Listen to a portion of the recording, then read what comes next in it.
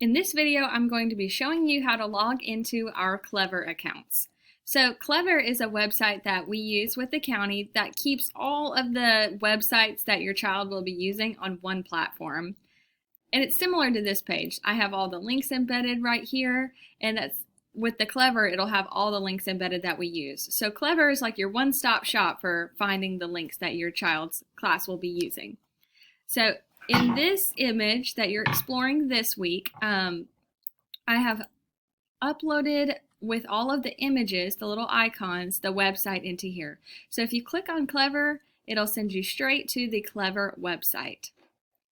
All right, I am one step ahead of you here. Okay, backed it up just so you can see this is the link that it'll send you to.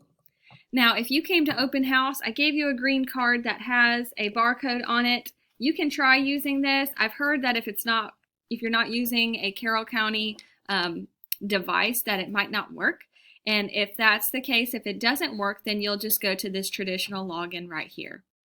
All right, so when you sign in, you'll have to type first the school. So we're typing Glanton.